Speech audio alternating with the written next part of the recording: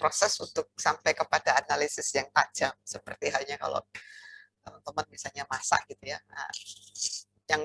yang apa mungkin sudah sering melihat orang tua masak atau main rewang atau seperti apa gitu ya, untuk bisa mendapatkan makanan yang rasanya maknyus, rasanya nendang dan sebagainya, itu kan diperlukan apa namanya, bukan semata-mata soal bahan-bahan yang premium atau bumbu-bumbu yang organik yang segar, tapi itu juga bicara soal keterampilan.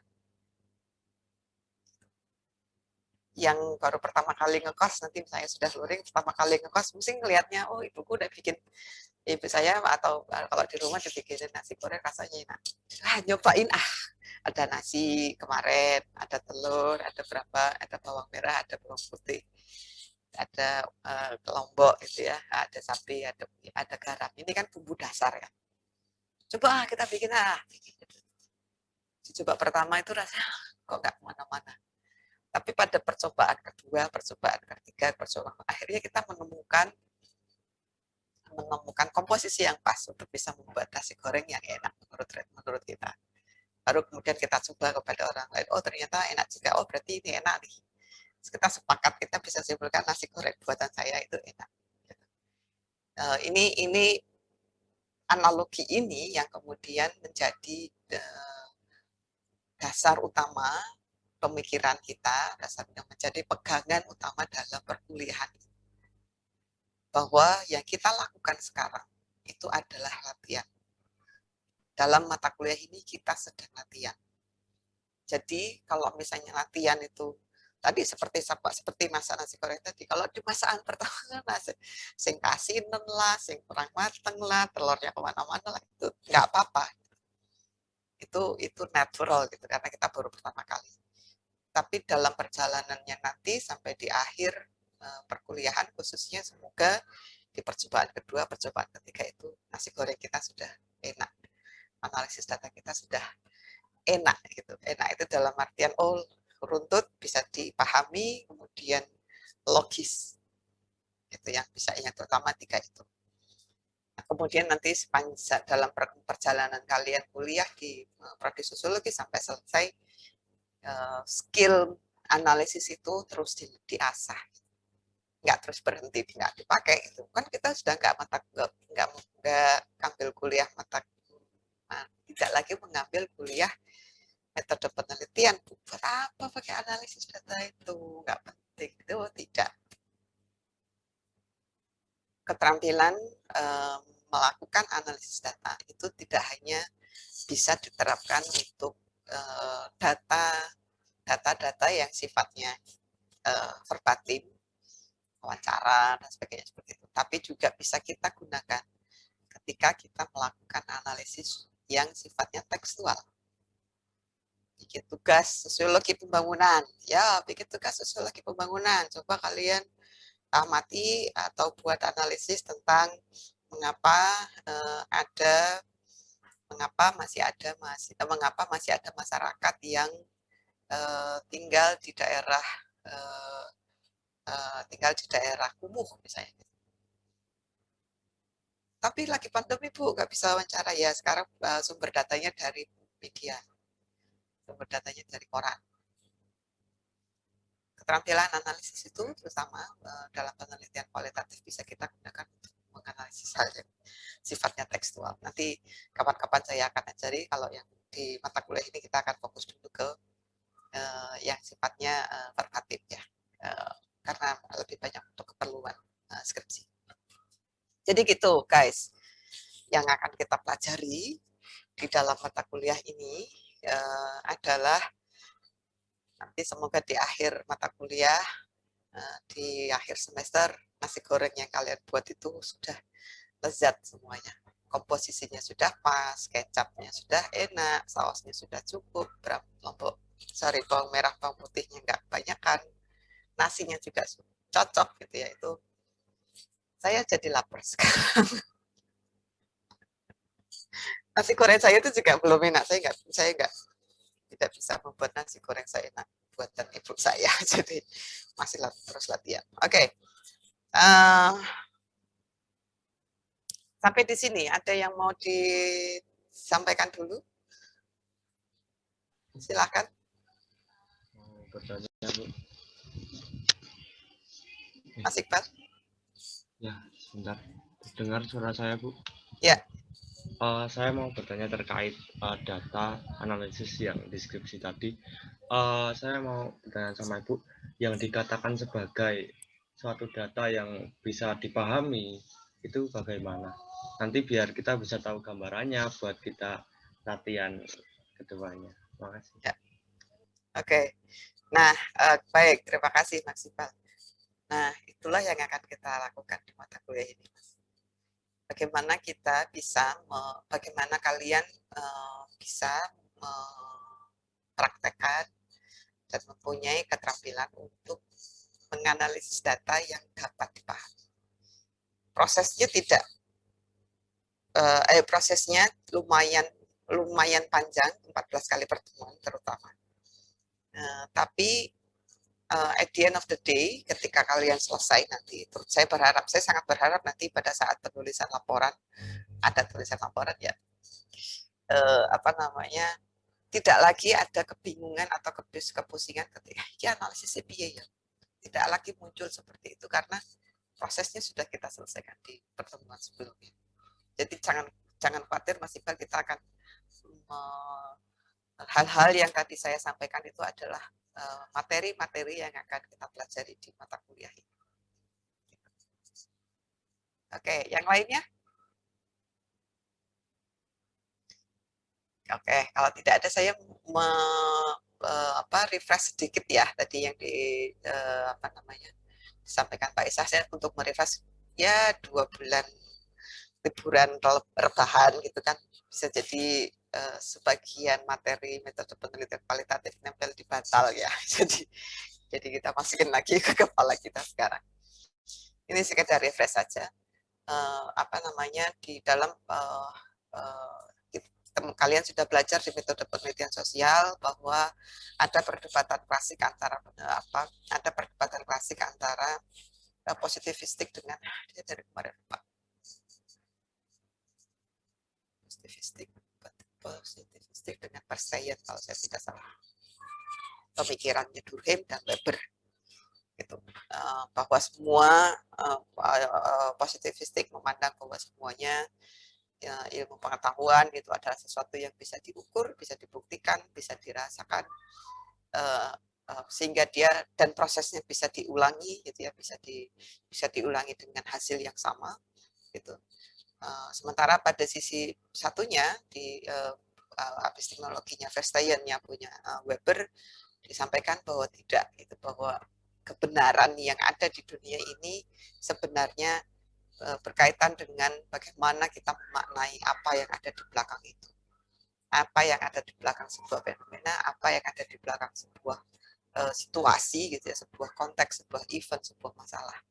Dengan demikian, maka kalau Anda lihat di slideshow ini, poin pertama di penelitian kualitatif adalah menggali informasi secara mendalam.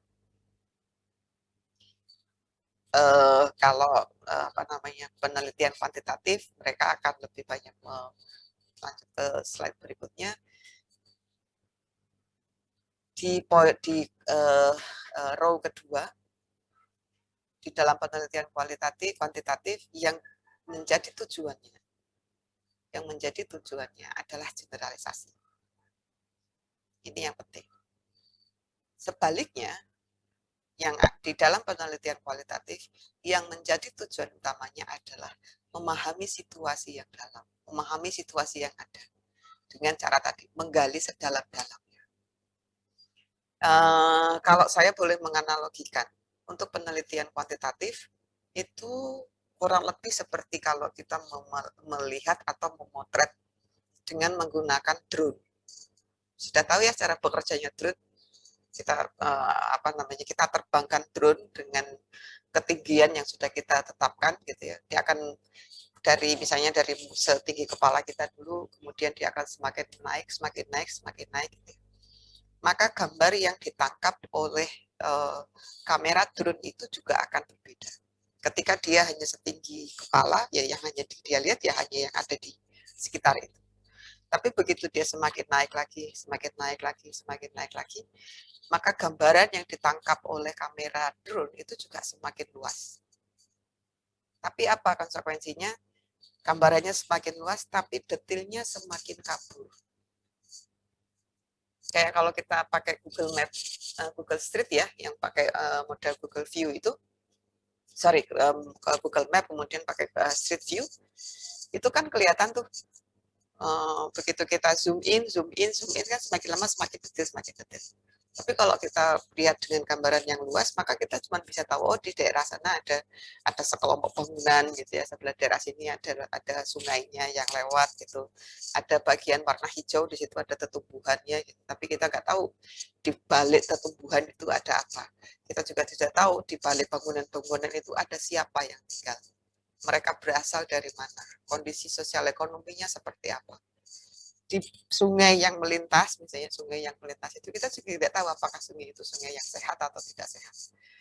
Itu di sekitaran sungai itu ada siapa saja. Jadi secara keuntungan kita menggunakan drone, kamera drone itu adalah kita bisa memotret secara luas.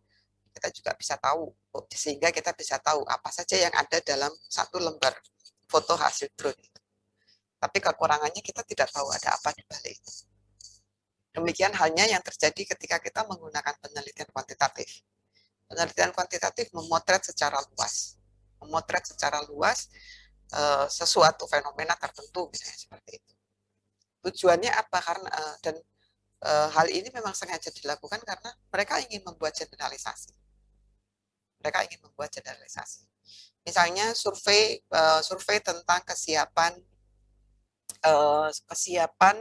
lembaga pendidikan untuk sekolah sekolah luring gitulah kira-kira, atau perkuliahan luring, kesiapan universitas dalam menghadapi perkuliahan luring misalnya gitu, atau perkuliahan offline.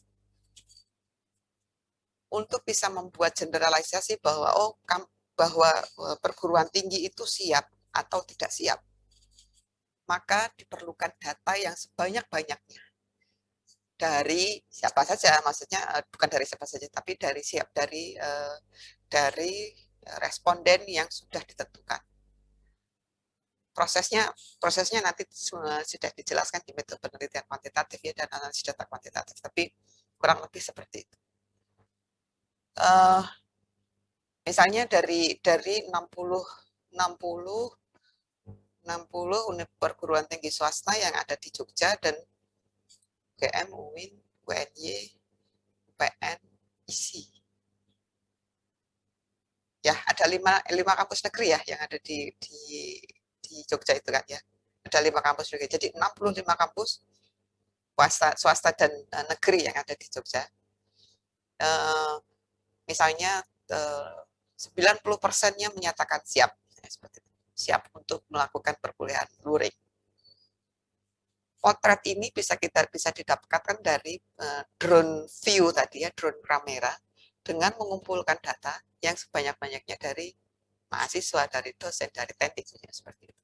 Sehingga apa yang ditanyakan yaitu nanti misalnya tentang bagaimana kesiapan sarana dan prasarananya, bagaimana dengan infrastrukturnya, bagaimana dengan metode perkuliahannya dan sebagainya. Ini yang bisa didapatkan dari atau yang diharapkan dari sebuah penelitian kuantitatif. Tentu saja tidak sesederhana itu ya, artinya bukan hanya terus musokur gitu toh, enggak. Di level yang lebih advance, penelitian kuantitatif bisa digunakan untuk memprediksi. Misalnya seperti yang sering kita lihat, misalnya survei-surveinya LSI misalnya tentang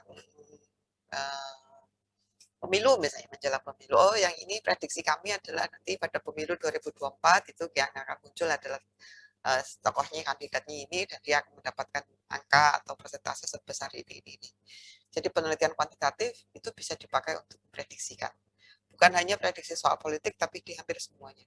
Ekonomi, politik, budaya misalnya, itu juga bisa dilakukan dengan menggunakan penelitian kuantitatif. Hal sejenis tidak bisa kita lakukan kalau kita menggunakan penelitian kualitatif.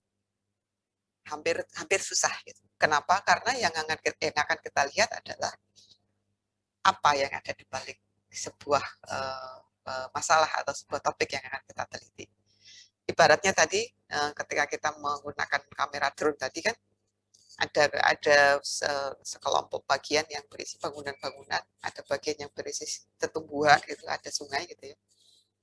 Maka menggunakan analogi drone tadi, penelitian kualitatif itu ibaratnya seperti kita menggunakan kamera DSLR yang telezoom gitu ya, yang lensanya pakai zoom kamera tele yang panjang itu. Atau kalau misalnya di mana dengan menggunakan kamera itu yang akan kita lihat ya yang menjadi fokus di dalam yang menjadi fokus yang tertangkap oleh kamera itu ya apa yang kita fokuskan saja. Bagian lain yang ada di belakang yang menjadi yang ada di sekitar objek yang sedang kita foto itu bisa jadi tidak terlalu jelas. Dia akan blur, dia akan kabur, tapi sosok yang objek yang kita foto, objek yang menjadi fokus kita itu akan terlihat dengan jelas sampai ke detail-detail yang mungkin nggak kelihatan kalau nggak pakai apa namanya atau mungkin yang tidak akan kelihatan kalau kita menggunakan kamera drone tadi. Contoh misalnya tadi soal kesiapan sekolah luring tadi ya, persiapan perkuliahan luring tadi. Kalau kita menggunakan metode penelitian kualitatif, maka kita peneliti akan memasuki kampus-kampus itu, masuk ke UIN, masuk ke UGM, masuk ke ISI, masuk ke UMY, ke UII, atau kampus-kampus kecil misalnya yang ada di Jogja gitu, untuk melihat situasi sebenarnya itu apa. Masuk ke ruang kelasnya, oh ternyata ruang kelasnya belum ada namanya jarak sosialnya, itu belum ada, social distancing-nya belum ada. Atau yang lainnya misalnya. Jadi lebih detail, lebih fokus karena kemudian akan kita memahami situasinya misalnya kenapa kamu menyatakan siap padahal fasilitasmu belum siap. Ada penjelasannya dan seterusnya. Ini yang kita pakai. Atau saya kemarin memberikan analogi menurut saya sangat menarik adalah kalau misalnya penelitian tentang kemiskinan, kemudian fokus kita misalnya yang kita jadikan fokus itu adalah kaum miskin kota misalnya, pengemis, gelandangan gitu ya yang ada di sekitaran kita. Kalau menggunakan drone tadi, kamera drone, yang akan kita lihat hanya kita melihat oh ada daerah kumuh di daerah kumuh di belakang gedung-gedung perkantoran. Oh ada beberapa titik yang menjadi tempat mangkalnya para pengemis atau para gelandangan tadi. Tapi kita tidak tahu, kamera drone tidak bisa menangkap apa yang terjadi di setiap titik-titik itu. Sebaliknya, menggunakan kamera tele itu kita bisa melihat, kita bisa memotret dengan jelas apa yang terjadi di titik-titik itu, bahkan sampai ke objeknya, manusianya. Kamera tele itu kan dengan fokus yang sangat tajam kita bisa melihat seorang pengemis gitu, misalnya dia ada di depan pasar gitu, pasarnya rame, orang berseliwar-seliwar di belakangnya gitu, tapi kita motret hanya si pengemis itu saja. Kita bisa melihat, kita bisa mendeskripsikan bagaimana bajunya sudah kotor gitu ya, kemudian sobek-sobek, bagaimana dia matanya itu sedih, kerut-kerutnya, tangannya yang keriput, rambutnya yang putih dan berantakan dan sebagainya. Kita bisa menjelaskan dengan detail karena kita menggunakan kamera zoom itu tadi. Apa saya lupa, saya nggak tahu istilahnya apa, tapi kamera tele itu istilahnya seperti itu. Inilah yang kita lakukan dalam penelitian kualitatif. Kita menjelaskan sedetail mungkin apa yang kita lihat, apa yang kita rasakan, apa yang kita dengar, apa yang kita cium, apa yang keempat panca indera kita. Pernyataan yang disampaikan oleh para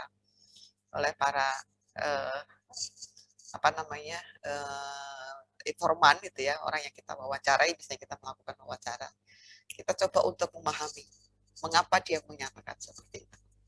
Ada apa di baliknya. Inilah penelitian kualitatif. Tidak gampang, tapi juga nggak sulit. Gitu ya. bukan sesuatu yang bisa dengan ya bisa saya mengistilahkan it's not easy but not hard. You always can do it. Itu ya. Nah, kalau dari sini dari apa namanya? Oke, sebelum saya masuk ke pendekatan, ada yang mau ditanyain atau disampaikan dulu? Cara tampil.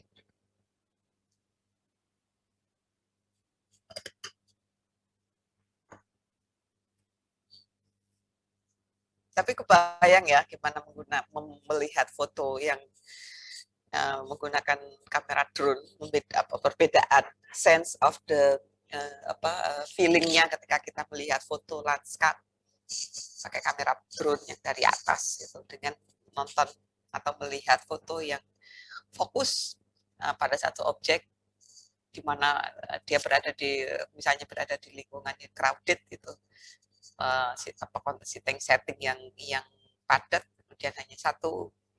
Kebanyakan fotografer menyebutnya sebagai street photography kalau saya nggak salah istilahnya, street photography, dengan genre istilahnya adalah human interest, memotret manusia yang ada di mereka temui, bukan secara natural gitu, bukan sesuatu yang diarahkan seperti foto model, tapi natural. Oke, saya menginjak ke sini ke pendekatan. Untuk sekali lagi untuk menjelaskan perbedaannya juga untuk merefresh tadi. Secara umum bukan di hampir, tapi di semua penelitian, ketika kita mulai menemukan sesuatu yang mengganggu pikiran kita, atau dalam bahasa penelitian adalah istilahnya masalah, kita menemukan bahwa ada sesuatu yang mengganggu, ada sesuatu yang menggelitik, dan kita mulai mempertanyakan kenapa, why, kenapa, okay, why not, dan sebagainya kayak gitu. Maka pada saat yang bersamaan sebenarnya kita sedang merancang jawaban. Kita sedang merancang jawaban itu sendiri. Jadi ketika kita bertanya, kita melihat sesuatu, gitu, kita melihat kok ini ya orang-orang di sekitar rumah saya itu kok susah banget ya disuruh pakai masker.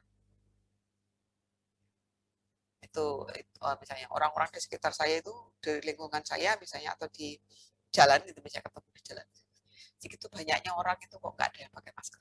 Why? Kenapa? Padahal mereka sudah tahu kalau ada masalah seperti ini. Bisa jadi mereka nggak tahu, atau bisa jadi mereka nggak mau tahu. Itu yang pertanyaan. Mungkin jawaban saya, bisa jadi mereka nggak tahu. Bisa jadi mereka nggak punya uang buat beli masker. Atau bisa jadi mereka tahu, tapi pura-pura nggak tahu. Jadi saya punya 3 jawaban kan. Saya sudah punya 3 jawaban awal. Nah, dalam penelitian kuantitatif, jawaban awal yang saya maksudkan tadi, jawaban awal dari pertanyaan yang saya lontarkan itu disebut sebagai hipotesis. Inilah yang kita guna, inilah yang di dalam penelitian kuantitatif diistilahkan sebagai hipotesis. Hipotesis itu adalah dugaan awal, jawaban awal gitu. Sementara dalam penelitian kualitatif, jawaban awal ini diistilahkan dengan istilahnya adalah asumsi. Asumsi itu yang harus Nah, dalam penelitian kuantitatif, karena sifatnya positivistik yang menginginkan bahwa kebenaran atau jawaban tadi itu bisa didekati dengan melalui standar yang dia sudah ditetapkan, maka jawaban-jawaban awal ini akan dicoba untuk diuji. Jadi penelitian kuantitatif pada prinsipnya adalah menguji. Menguji, yang diuji apa? Menguji teorinya. 3 jawaban ini kan semuanya kan sebenarnya ada, kalau dinaikkan lagi ini kan sebenarnya ada teorinya masing-masing ya. Let's say kita ada teorinya tentang itu deh, misalnya tentang mereka nggak tahu, atau kita buat jadi dua jawaban. Yang pertama adalah mereka tidak tahu orang-orang yang berada di jalanan, berada di kerumunan itu tidak menggunakan masker, itu karena mereka tidak tahu. Teorinya, pertanyaan berikutnya kok nggak tahu gitu. Nah, mungkin karena mereka bisa disebut misalnya, oh karena tidak ada sosialisasi. Berarti kita bicara soal teori sosialisasi. Atau yang kedua, mereka sudah tahu, tapi pura-pura tidak tahu. Mereka sudah tahu bahwa wajib menggunakan masker, tapi ya pura-pura nggak tahu aja. Misalnya gitu. Teorinya apa? Kenapa mereka pura-pura tidak tahu? Karena mereka mungkin sudah itu adalah bentuk dalam rangka untuk membangkang kepada pemerintah. Maka teorinya yang kita sebut di sini nanti kalau menggunakan memilih ini, maka kita menggunakan teori resilience, teori pembangkangan, teori pembangkangan. Saya seperti itu ya, ini contoh aja. Lalu mana yang benar nih dari dua ini? Mana yang benar? Inilah yang akan dilakukan oleh peneliti peneliti kuantitatif. Mereka akan menguji apakah betul bahwa mereka orang-orang yang tidak tahu bahwa ada persoalan COVID dan mereka harus menggunakan masker itu disebabkan karena tidak adanya sosialisasi. Ini yang akan diteliti, ini yang akan diuji. Dari sosialisasi itu isinya apa? Banyak banget, ya nanti nggak akan selesai. Kemudian teori-teori itu kemudian diturunkan menjadi indikator, diturunkan misalnya menjadi variabel, diturunkan menjadi indikator dan seterusnya. Sampai diuji, ditanyakan, akhirnya hasilnya itu akan menunjukkan apakah teori tersebut sebelum teori, apakah dugaan tersebut, hipotesis yang saya ajukan tadi bahwa masyarakat tidak tahu menggunakan masker itu karena ada persoalan di sosialisasi, itu akan terbukti atau tidak. Paham ya? Jadi mulai dari dugaan, pertanyaan dulu, kemudian kita punya dugaan awal, hipotesis itu, kemudian hipotesis itu kita buktikan, kita uji untuk membuktikan apakah hipotesisnya benar atau enggak, dugaan saya benar atau enggak. Gitu. Nah, sebaliknya di dalam penelitian kualitatif, berangkat dari asumsi, istilahnya adalah asumsi ya, berbeda dengan di kuantitatif dan di hipotesis. Kalau di kualitatif itu istilahnya asumsi. Jawaban awal itu asumsi. Jawaban awal itu bukan untuk dibuktikan, tapi untuk dipahami. Mengapa masyarakat di wilayah itu tidak tahu bahwa menggunakan masker itu adalah kewajiban? Mengapa menggunakan masker? Mengapa mereka tidak tahu? Itu yang penting. Cara mencari tahunya juga berbeda. Yang dilakukan oleh peneliti kualitatif adalah mendatangi lokasinya, ketemu dengan yang bersangkutan, melihat situasi di rumahnya, melihat situasi di lingkungan sekitarnya dia, di RT-nya dia, di kampungnya dia, dan seterusnya. Sampai dia bisa memahami kenapa ada orang yang tidak tahu bahwa menggunakan masker itu adalah kewajiban. Terus teorinya apa, Bu? Ya teorinya tergantung. Yang mau dilihat teorinya apa? Bisa jadi kita bikin teori sendiri. Nah, ini ke salah satu kelebihan utama dalam penelitian kualitatif adalah memungkinkan kita untuk membangun teori kita sendiri. Untuk beberapa peneliti yang sudah advance itu, membangun teori itu adalah salah satu kekuatan utama penelitian kualitatif. Yang dilakukan adalah misalnya dengan menggunakan metode atau jenis penelitian grounded theory. Nah, itu bisa itu kita menggunakan membangun teori. Ini dibaca saja.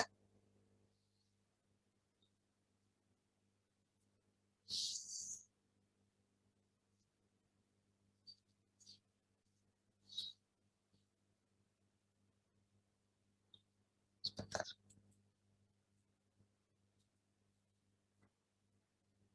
Oke. Lagi kuantitatif dan sebagainya, ini jelas untuk refresh saja.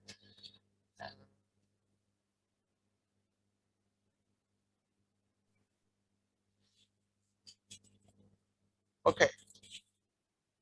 langsung masuk ke sini saja. Analisis data kuantitatif bedanya dengan analisis data kualitatif. Pada prinsipnya, analisis data kualitatif dan analisis data kuantitatif itu bekerja dengan cara yang sama, yaitu untuk menjelaskan, menguji tadi kalau dalam penelitian kuantitatif, kalau dalam penelitian kualitatif adalah membandingkan, menginterpretasikan. Tapi pada prinsipnya analisis data dalam penelitian itu adalah untuk menjelaskan mengapa satu situasi tersebut terjadi atau satu masalah terjadi.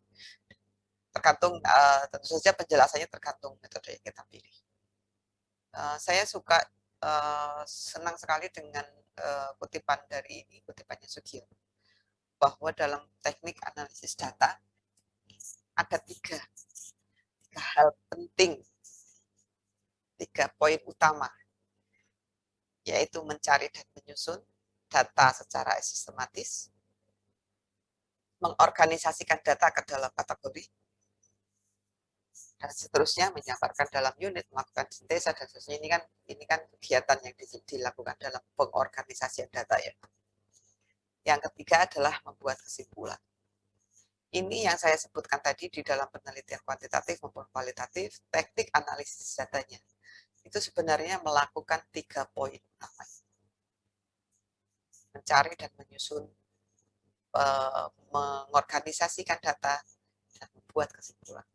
Jadi analisis data pada prinsipnya tidak, terutama pada ujungnya yang akan kita raih itu adalah kesimpulan.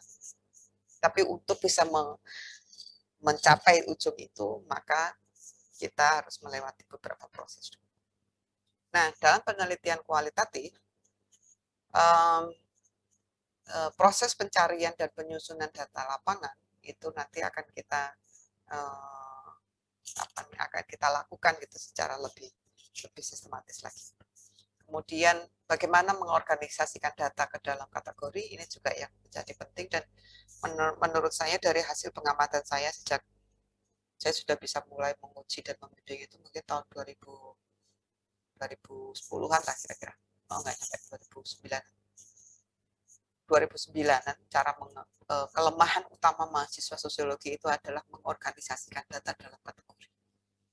Padahal once you pass this phase, mengorganisasikan data ke dalam kategori, penelitianmu, skripsimu, I can say you already done your skripsi itu like 70%. 70% of your skripsi is finished. The rest is just how you write. Jadi kalau saya bisa menyampaikan, saya menggarisbawahi lagi, mengorganisasikan data ke dalam kategori. Ini menjadi fitur utama ya, hal yang harus kita benar-benar kita kuasai. Karena begitu kalian bisa mengorganisasikan data ke dalam kategori, penelitianmu itu 70% sudah selesai. Yang 30% apa Bu? 30% itu soal menulisnya saja. Yang 30% itu 20% membuat kesimpulan, 10% soal menulis, kemampuan menulis, your writing skill. Tapi your writing skill, no matter how good you are in writing, sebagus apapun kalian menulis, in terms of menulis laporan penelitian, kalau kita tidak bisa mengorganisasikan data ke dalam kategori,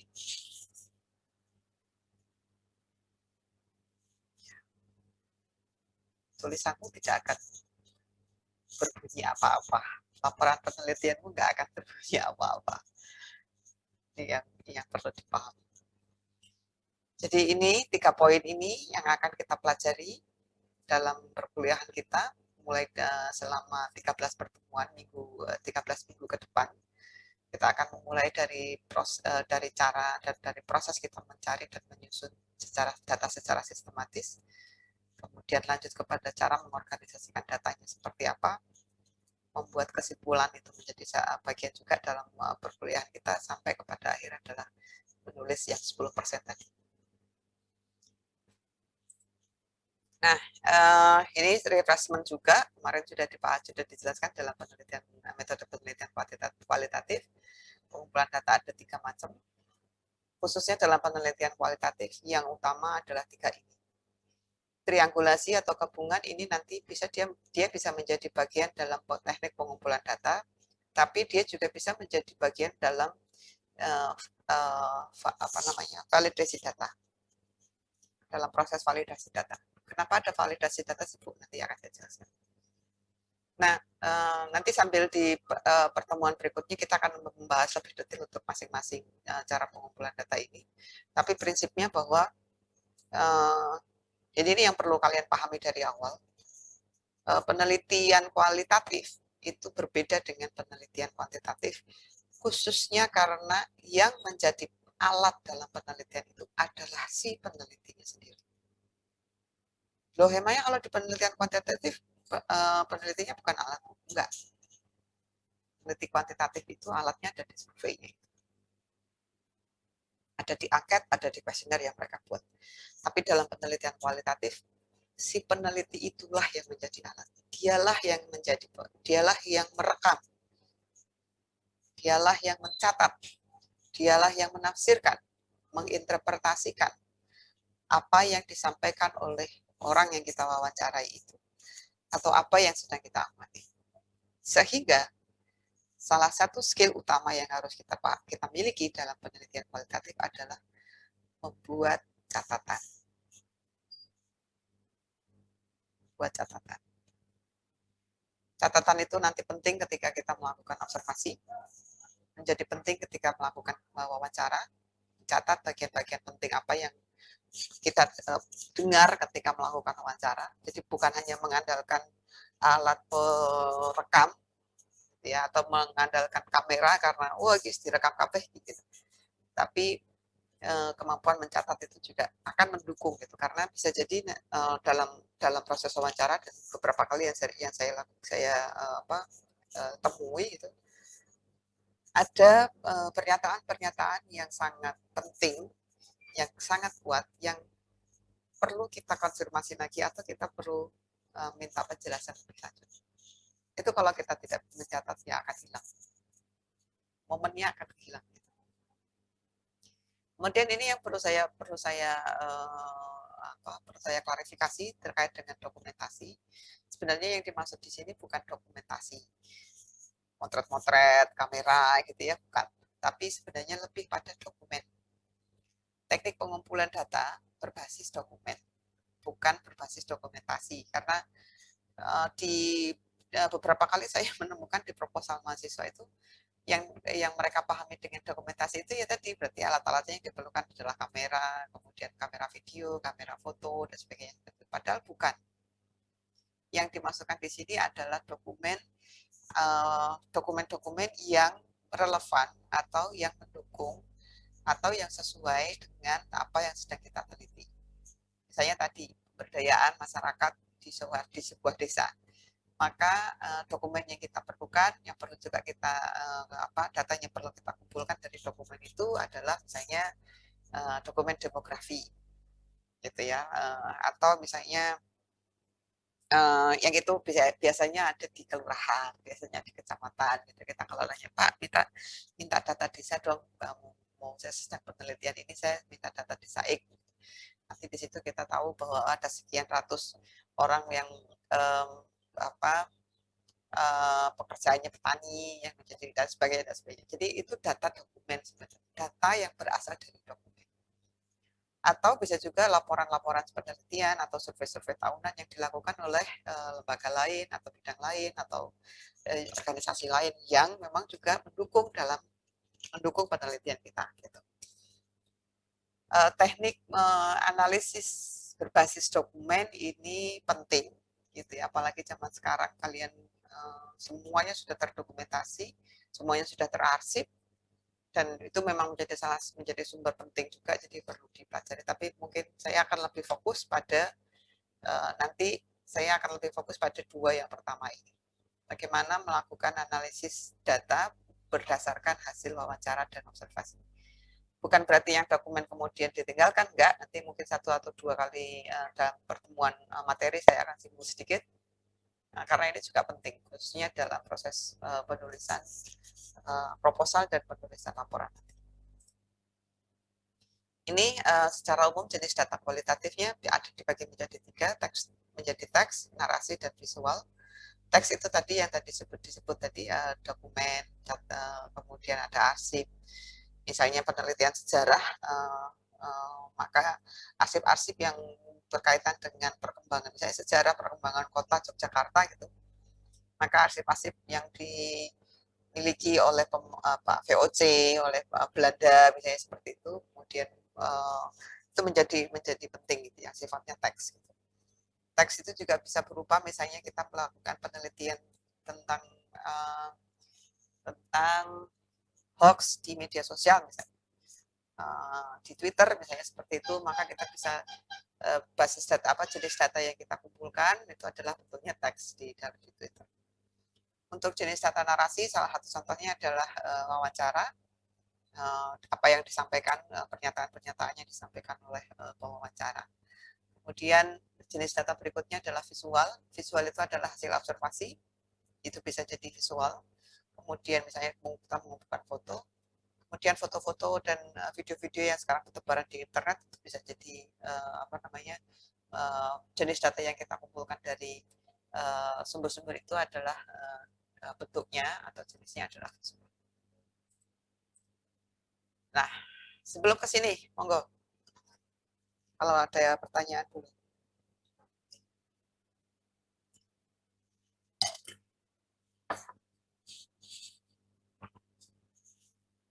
Anyone?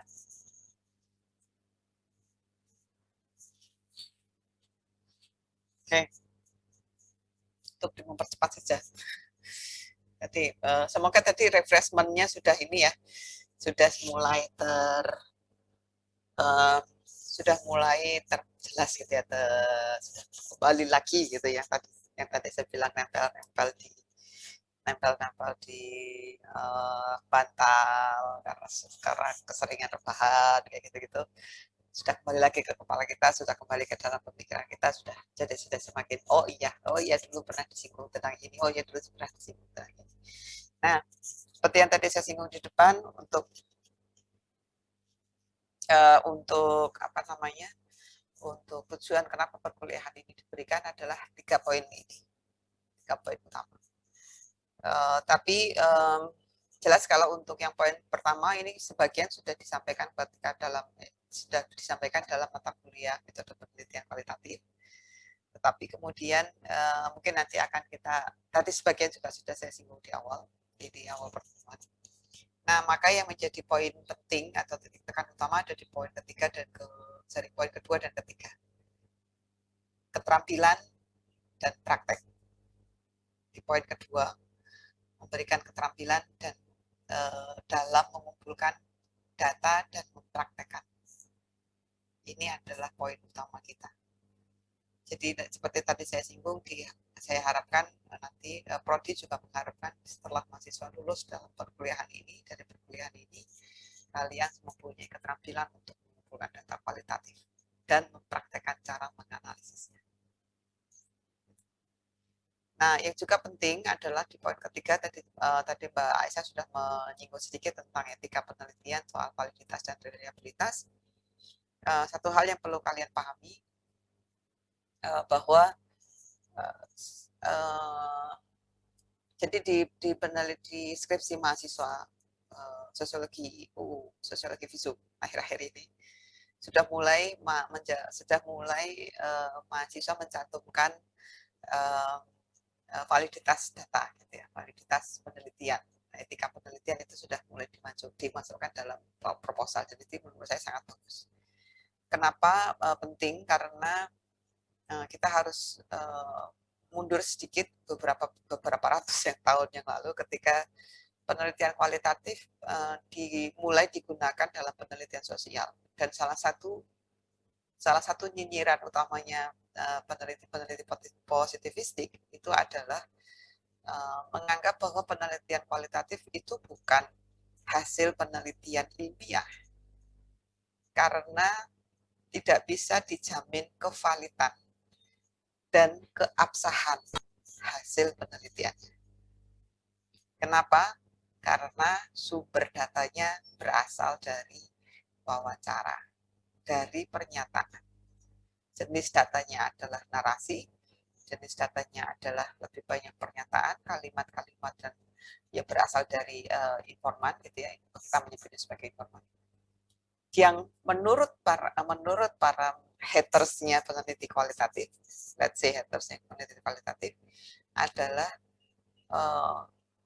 mereka menyaksikan, mereka meragukan apakah pernyataan-pernyataan itu memang betul-betul berasal dari informan atau orang yang diwawancarai atau dari subjek penelitian.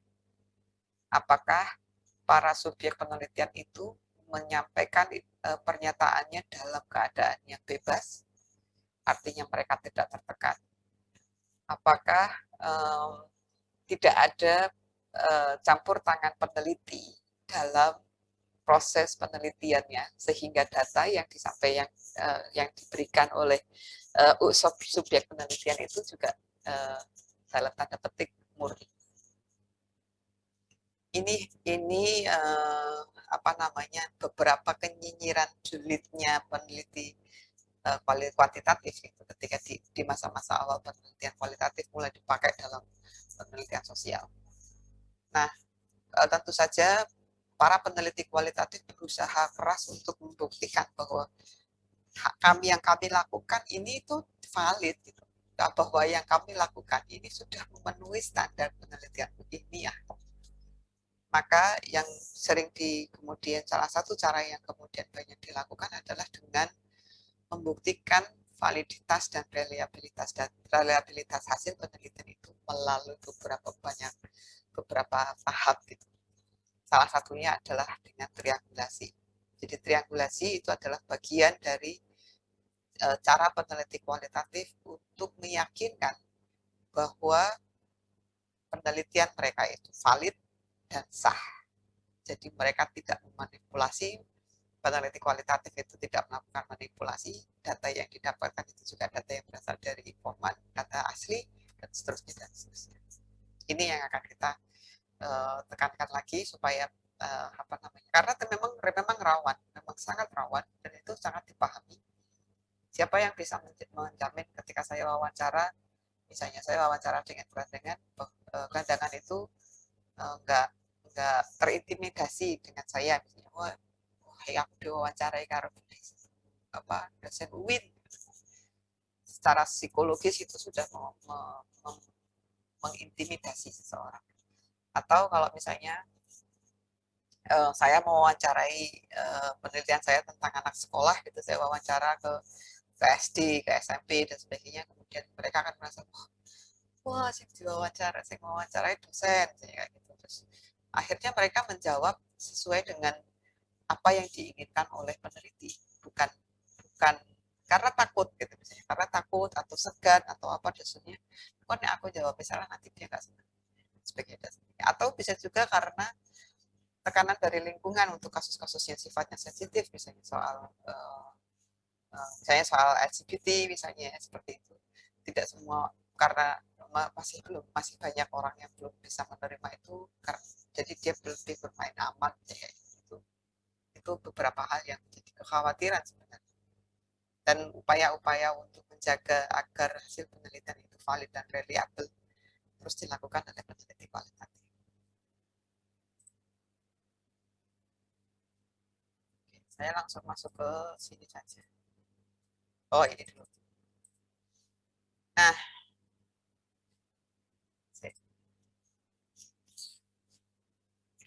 oke. Anyone? Terus kesel ya? Terus baru 1,5 jam. Oke, saya akan mulai masuk ke yang lebih apa namanya, inti dari pertemuan kita hari ini. Itu ada di sini. Kita akan belajar apa saja toh, Mas Iqbal tadi sudah Bu, kita analisis data yang dapat dipahami itu seperti apa. Inilah gambaran umum dari materi yang akan kita pelajari selama 14 minggu. Seperti bisa di data detailnya mungkin bisa di sini saja. Nah, ini yang lebih detail ini yang ini. Materinya pengantar itu di hari ini. Jadi di minggu kedua, sorry, ya kalian minggu kedua, minggu pertama dan minggu kedua tentang etika, tentang apa tadi sudah disinggung. Kemudian ada jenis dan prinsip di dalam analisis data. Kemudian metode pengumpulan datanya apa saja tadi sudah. Kemudian ada praktek, ada transkrip, ada laporan dan seterusnya. Saya langsung ke sini juga. Sorry ya kalau mau membingungkan. Nah, ini yang penting. Mungkin outline kuliahnya yang lebih jelas di sini. Apa yang kalian lakukan? Jadi yang perlu dipahami tadi di awal ketika saya membuat analogi nasi goreng tadi ya, kita tidak bisa membuat nasi goreng kalau kita tidak punya nasinya, ya kan? Terus meme-nya yang meme pakai gitu loh, meme-nya yang tepuk kepala itu loh, yang orang kulit hitam itu. Kalian nggak akan gagal belajar, nggak akan gagal dalam ujian kalau kalian tidak belajar sebelum ujian kan, ya orang sih tahu ya gagal gitu kan. Nah, dalam konteks yang sama kita tidak bisa melakukan analisis data penelitian kalau kita tidak punya datanya. Kita tidak punya datanya. Nah, untuk bisa mengumpulkan data dan kita bisa melakukan analisis data, maka mau tidak mau ada beberapa proses yang memang harus kita lakukan, gitu ya, yang harus dilakukan. Dan prosesnya memang benar-benar from scratch. Saya sih tadinya berharap kalau kalian di metode penelitian, di metode kualitatif sudah pernah membuat proposal itu akan it's a lot easier, tapi karena belum ya, that's okay. We can start from scratch. Jadi di targetnya di akhir minggu ketiga kalian sudah bisa menyusun rencana penelitian atau proposal. Tujuannya apa? Rencana penelitian atau proposal penelitian itu adalah yang akan kita gunakan untuk merancang panduan wawancara, yaitu interview guide-nya, daftar wawancaranya, daftar observasinya, dan seterusnya. Kemudian kalau panduan wawancaranya sudah punya dan panduan wawancaranya sudah ada, barulah kita bisa mengumpulkan data. Kita bisa melakukan wawancara, kita bisa melakukan observasi, kita bisa melakukan pengumpulan data berdasar arsip, dan seterusnya. Kalau sudah melakukan wawancara, barulah kita bisa membuat transkripnya. Transkrip itu apa? Nanti kita akan diskusikan di pertemuan. Tapi intinya transkrip itu adalah bentuk teks dari hasil wawancara itu. Wawancara itu kan biasanya sifatnya audio ya. Itu harus kita pindah, kita ubah menjadi dalam bentuk teks. Fungsinya apa? Supaya kita bisa membaca. Kita bisa memahami. Kalau transkripnya sudah punya, kita sudah melakukan verbatim, barulah kita bisa melakukan yang namanya coding. Coding inilah yang tadi saya sebut di 3 proses dalam teknik analisis data yang punyanya Sugiono tadi. Yang pertama kan proses mencari dan menyusun data secara sistematis. Itu ada di poin 1, 2, 3. Jadi dari pertemuan ke-4 sampai pertemuan ke-9 kita nanti akan melakukan proses penyusunan dan proses pencarian dan penyusunan data secara sistematis. Nah, poin berikutnya di tahap berikutnya mengorganisasikan data secara sistematis ke dalam kategori. Itulah yang kita sebut sebagai coding. Core of the core-nya itu ada di sini nih guys. Core of the core. Tapi kita tidak bisa mencapai core of the core kalau yang core of the non-core-nya itu tidak kita lewati. You know what I mean, right? Kita nggak bisa, ini kayak tangga gitu, kayak anak tangga. Kita nggak akan bisa naik ke tangga di atasnya kalau tidak melewati step-step. Oke. Tahap kedua, mengorganisasikan data secara sistematis ke dalam kategori. Kita lakukan di pertemuan ke-10 dan ke-11. Materi yang akan kita lakukan adalah coding. Kemudian tahap ketiga, membuat kesimpulan. Itu akan kita mulai dari pertemuan ke-11 sampai pertemuan ke-14. Gitu. Jadi ini pertemuan ke-4 sampai ke-9, ini adalah tahap 1 dalam teknik analisis data. Pertemuan ke-10 dan ke-11 itu adalah tahap 2 dalam analisis data. Pertemuan ke-11 sampai ke-14 ini adalah tahap ketiga dalam analisis data. Nah, dengan demikian dari sini kita sudah bisa melihat ya, tangganya itu banyak sekali yang harus kita lewati dan kerja kerasnya yang sudah itu sudah kebayang ya. Nah, jadi intinya di minggu kedua, akhir minggu ketiga, kalian sudah memiliki rancangan proposalnya, rancangan proposal. Nanti sistematika di dalam proposal seperti apa akan kita diskusikan di pertemuan berikutnya. Minggu depan kita akan diskusi ini. Kemudian di pertemuan kelima, targetnya adalah sudah memiliki panduan wawancara. The sooner the better. Kalau di pertemuan keempat kita sudah punya panduan wawancara, gimana? Boleh sekali, tidak apa-apa. Maka di pertemuan kelima, kamu bisa menguji coba. Sama seperti kita kalau punya alat baru, itu kan harus dijajal saja. Harus dicoba dulu, ini bisa kepakai atau enggak. Atau kita beli baru, misalnya beli di toko, beli lampu, itu kan harus dicoba dulu kan. Benar nyala apa enggak. Jadi alat panduan wawancara ini adalah alat, dan kita bisa menguji cobanya dulu. Baru kemudian proses pengumpulan datanya kita lakukan selama 2 minggu. Sehingga di akhir minggu ke-7 diharapkan kalian sudah selesai melakukan pengumpulan data. Wawancaranya sudah selesai, observasinya juga sudah ada catatannya, dokumen terkait sudah kalian buat, sudah kalian pilih itu data-datanya sudah dikumpulkan. Kemudian di akhir minggu ke-9, mahasiswa diharapkan memiliki dokumen transkrip wawancara. Dokumen transkrip wawancara. Sehingga nanti kalau bisa lebih cepat juga lebih baik kalau di pertemuan ke-8 sudah memiliki transkripnya ini, maka kalian punya waktu dari pertemuan ke-9 sampai pertemuan ke-11 untuk melakukan coding. Coding ini tidak akan tidak bisa berjalan dalam waktu sehari 2 hari, gitu ya, memerlukan waktu yang cukup lumayan karena kuncinya ada di bagaimana kita memahami data, baru kita bisa melakukan coding. Dan seterusnya sampai di akhir pertemuan ke-14 ada laporan penelitian.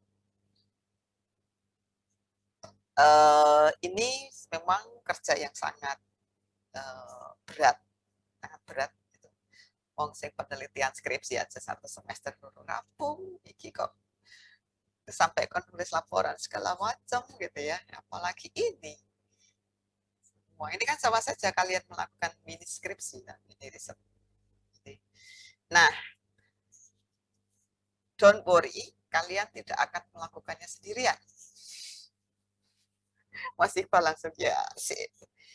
Semua yang saya paparkan di sini nanti akan dilakukan dalam kelompok.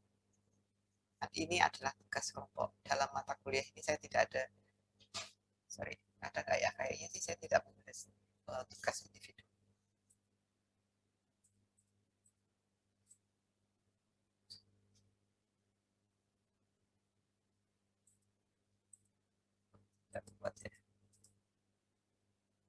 Nah, semua ini, jadi untuk mata kuliah ini, semuanya dilakukan secara kelompok. Tetapi, dengan demikian, maka kinerja kelompoklah yang sangat penting. Begitu ada satu anggota kelompok yang tidak perform, tidak bekerja, maka dia akan mempengaruhi nilai kelompok tersebut. Nilainya tentu saja akan diberikan secara individual. tapi penilaiannya akan saya lakukan secara di penilaian kinerja kelompoknya. Gitu. Ini tantangan yang lain ya, karena kayaknya di mata kuliah kemarin ada beberapa mahasiswa yang saya dapat laporan, ada beberapa mahasiswa yang tidak bekerja selama tugas-tugas kelompok yang tidak mengerjakan. Kalian tidak bisa melakukan hal itu lagi untuk mata kuliah ini. Begitu ada satu anggota kelompok yang dianggap tidak perform, segera laporkan kepada saya. Segera laporkan kepada saya, dan ya untuk keperluan itu, gitu. Karena you have to save your own butt, and you can do it, but you can do it with your team together, all for one for all. Gitu ya. Oke. Jadi apa namanya tadi untuk bobot penilaiannya, meskipun tadi saya tulis ya di sini di pertemuan ketiga itu ada proposal, jadi sifatnya masih draft. Tidak mungkin ya kecuali kalau sudah di level profesor gitu ya, dalam waktu 3 minggu menyusun proposal. Sebagai peneliti awalan, peneliti amatiran, peneliti newbie, agak susah untuk membuat proposal dalam waktu 3 minggu, sehingga output untuk pertemuan minggu ketiga itu adalah rancangan atau draft. Artinya draft ini masih akan bisa diperbarui dan diperbaiki sampai 7 minggu ke depan. Sampai 4 minggu ke depan. Sehingga nanti di pertemuan ke-8 atau pada saat UTS, kalian sudah bisa mengumpulkan proposal penelitian yang fix. Proposalnya yang dikumpulkan satu saja, tapi proses pengumpulannya seperti di mata kuliah yang kemarin, setiap mahasiswa harus mengupload proposal itu. Ya, jadi satu kelompok nanti saya akan mendapatkan 4 proposal, tapi yang saya nilai cuma satu saja. Fungsinya apa? Untuk menunjukkan kalau kalian tuh ikut UTS gitu aja di presensi, di laman daring. Hal yang sama juga untuk di laporan penelitian, nanti satu saja yang dikumpulkan, tapi setiap mahasiswa harus mengupload sendiri mengupload sendiri laporannya. Ini cukup besar komponennya, 30%. Karena dia melewati proses yang cukup panjang sampai ke bawah. Jadi jangan mohon untuk tidak terlena merasa bahwa saya sudah ngumpulin proposal loh, ya wes gitu ya. Enggak, proposal itu terus berjalan. Jadi selama mengerjakan yang ini, dari pertemuan ke-8 sampai pertemuan ke-12, itu tidak hanya nanti saya ajari cara membagi tugasnya, dibagi tugasnya, siapa yang mengerjakan apa, kemudian melakukan apa, dan siapa yang dari 5 bab atau 4 bab saja, 4 bab yang di dalam penelitian, dalam laporan penelitian itu, siapa mengerjakan bagian apa. Itu akan mempercepat prosesnya juga. Itulah kenapa di laporan penelitian 30%. Nah, tugas mingguan terbesar 35%, karena ya seperti dewe lah, dari mulai minggu ke-4 sampai minggu ke-12 itu semuanya praktek. Nanti akan saya share juga 35% itu tugas mingguannya apa saja yang perlu dikumpulkan, di tugas mingguan. Tugas mingguan itu ya setiap minggu gitu, tapi nanti tahap-tahapnya di sini akan saya buatkan supaya nanti saya bisa juga mengamati progres analisis data kalian. Lainnya sifatnya sama seperti yang sudah. Kemudian untuk poin ketiga, jadi mohon teman-teman untuk selalu ngecek defaultnya itu adalah presensi di laman daring. Kalau misalnya di laman daring belum ada, baru kemudian kita diskusikan di kelas, ya di grup WhatsApp, apakah hari ini ada kuliah, kemudian presensinya ada di mana, menggunakan presensi yang di laman daring atau di tempat yang lain, dan seterusnya. Jadi secara default presensi dilakukan di laman daring. maksud saya biar nggak usah tiap hari, tiap minggu itu ngingetin, kan kalian sudah semester 3 tuh. Seharusnya sudah lebih mandiri untuk berkuliah. Rampung. Silahkan kalian berkeluh kesah. Bu, berat sekali. Bu, jangan. Ya, manut. Monggo, kalau ada yang mau disampaikan.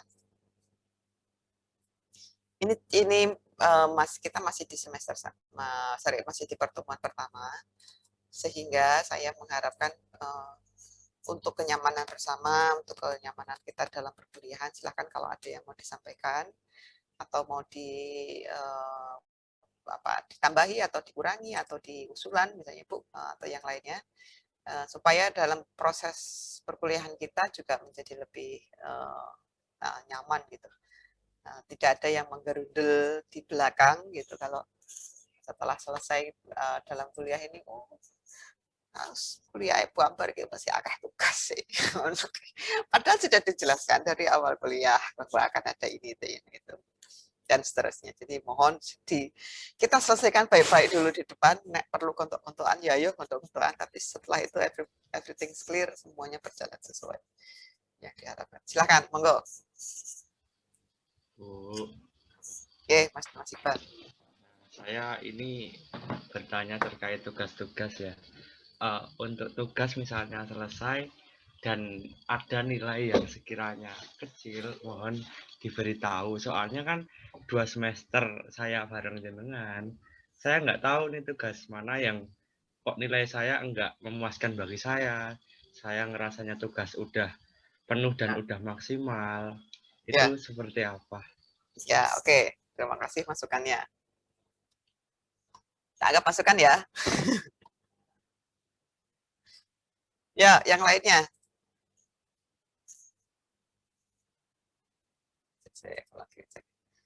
Yang lainnya ada berkaitan dengan yang akan kita pelajari.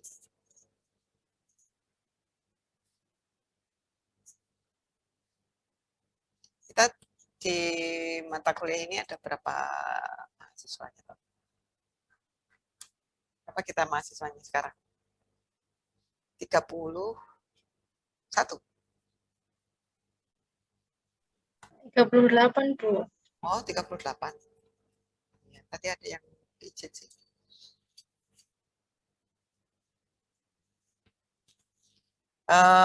Oke. Bagaimana dengan rancangan tadi? Apakah setuju kalau dilakukan secara kelompok atau nggak usah kelompok lah Bu? Kelompok itu seringkali marahi gelut karena ada yang nggak mau bekerja, saya tak kerja sendiri saja. Jadi jadinya tugasnya tugas individu saja. Oke, monggo. Kalau misalnya ada yang punya usulan seperti itu dan disepakati oleh teman-teman lainnya, saya problem. Atau gimana? Kalau tidak ada yang merasa keberatan, ya berarti it's okay, kita jalan seperti ini dengan segala konsekuensinya. 38 ya, 38 peserta. Yang datang yang presensi 29.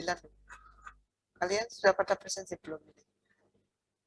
Sampai jam 12. 1 jam. Presensi itu maksimal 1 jam ya guys, meskipun kuliahnya 3 jam. Tapi maksimal itu cuma 1 jam dari mulai dibuka. Gitu. Jadi kalau sudah lebih, itu biasanya dia udah nggak bisa sudah tidak bisa ditambahi gitu, jadi jangan sampai. Oke, berarti nggak ada ya, atau gimana? Sudah cukup?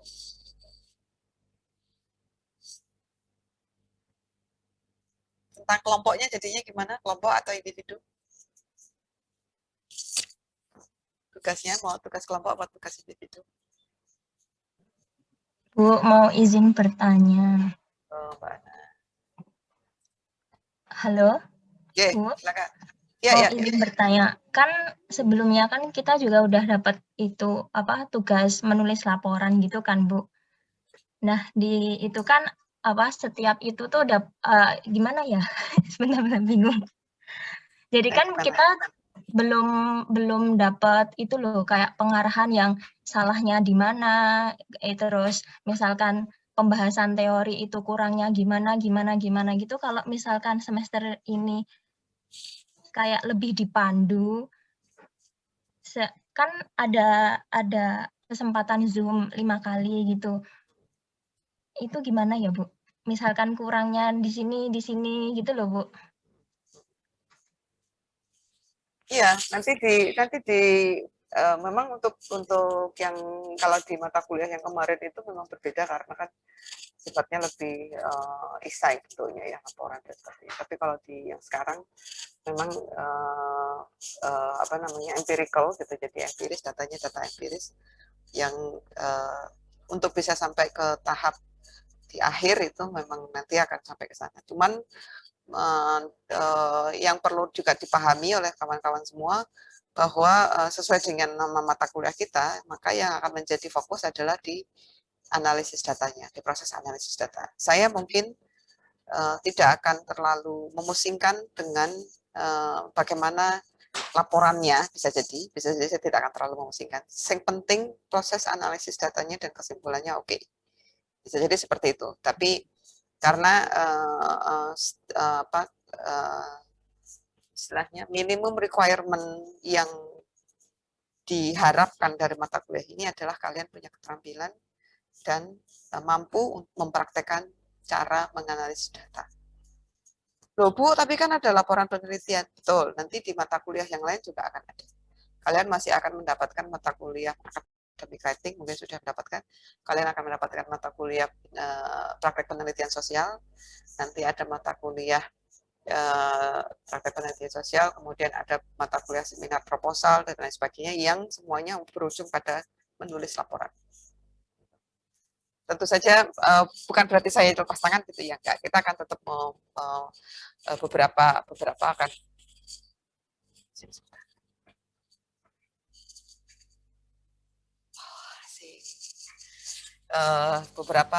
beberapa akan tetap tetap akan kita kawal, akan tetap saya pantau. Makanya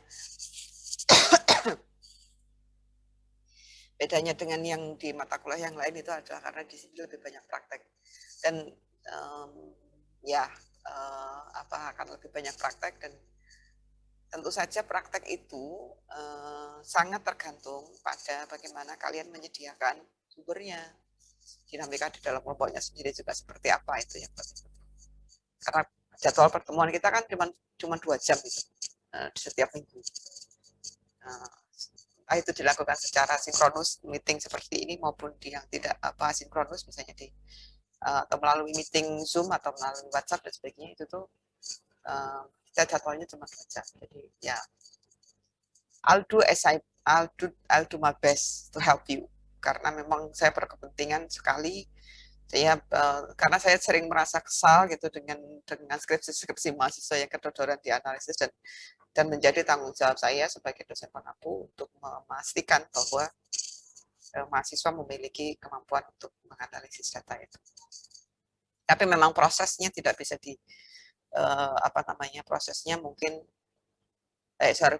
proses awal untuk bisa melakukan analisis itu tidak bisa di skip gitu ya.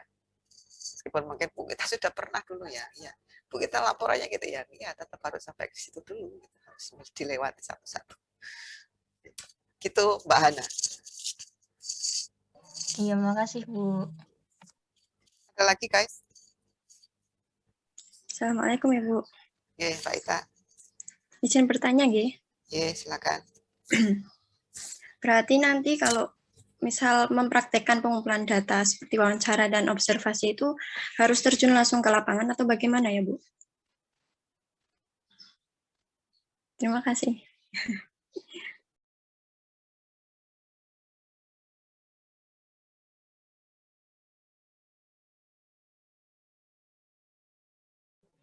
Ibu mic-nya masih ke mute.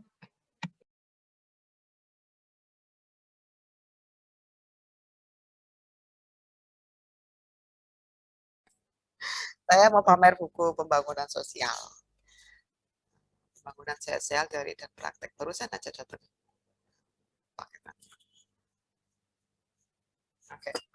Ya, saya tadi sudah mendengar. Jadi ya betul, pengumpulan data itu memang harus wawancara dan observasi ke lapangan. Tapi kan pandemi, Bu. Nah, ini yang tetap harus apa namanya,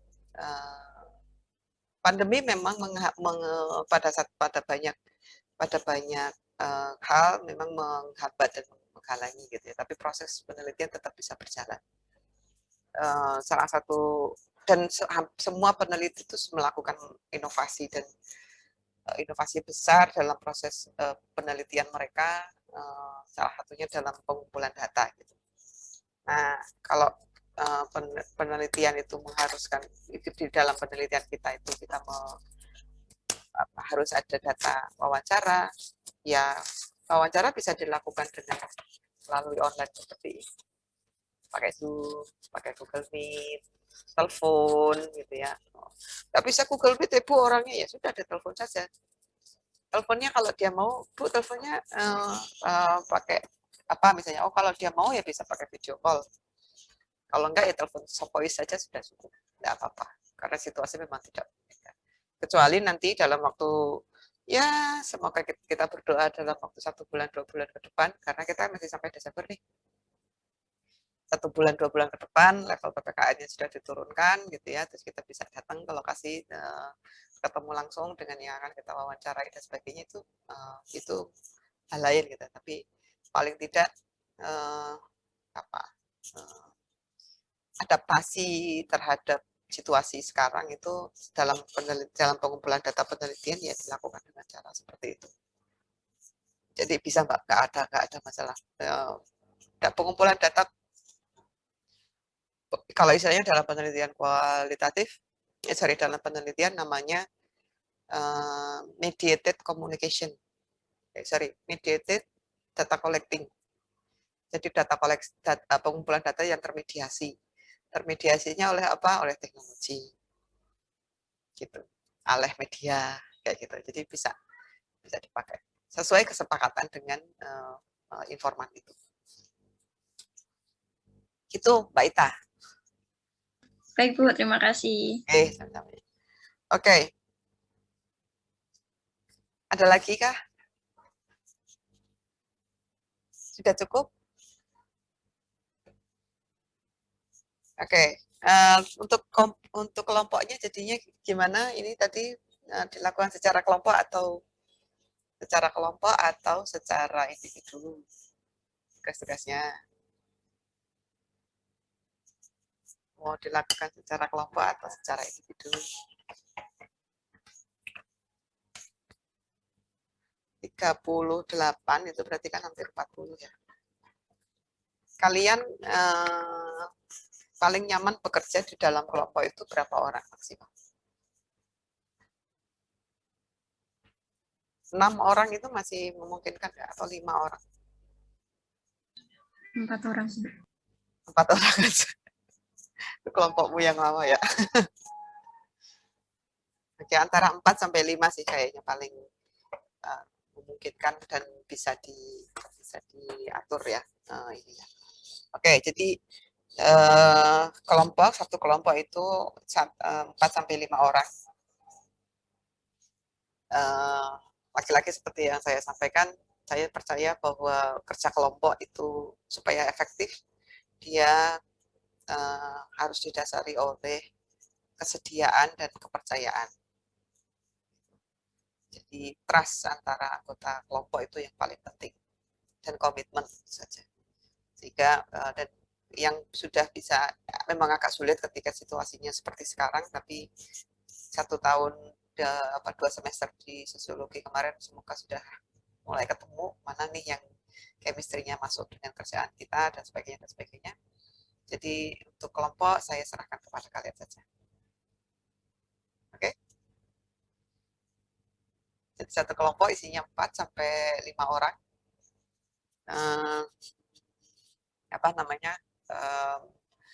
Minggu depan semoga paling lambat minggu depan sudah ada daftar nama kelompoknya. Berarti kan ini totalnya nanti 48 ya, sekitar ada 8 kelompok ya. Maksimal 8 kelompok. Ya kan? Ya kan?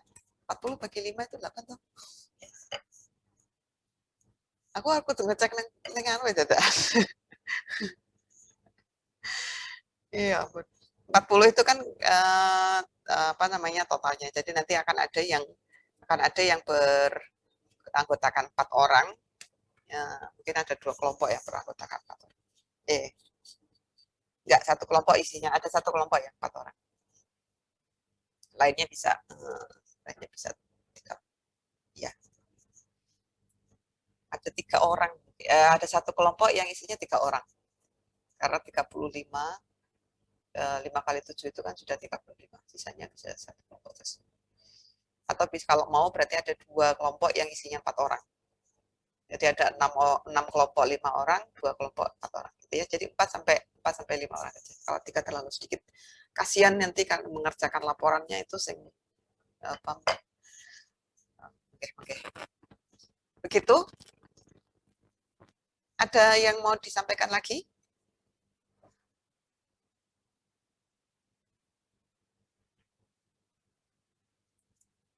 Ada yang mau disampaikan lagi? Oke, kalau tidak ada, semangat. Semangat. Ini nih mata kuliah yang ngeri-ngeri sedap gitu.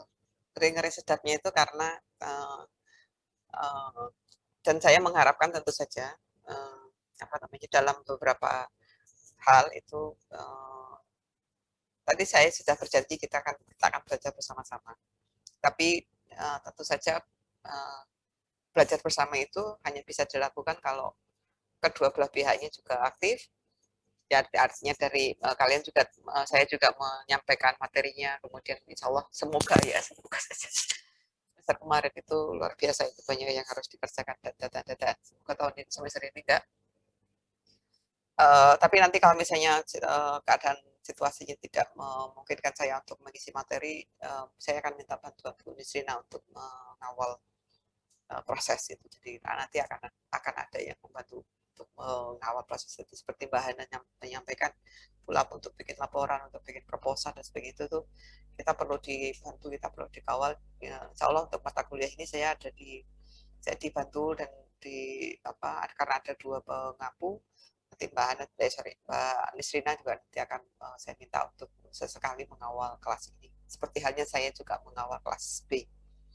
Begitu yang bisa saya sampaikan untuk hari ini.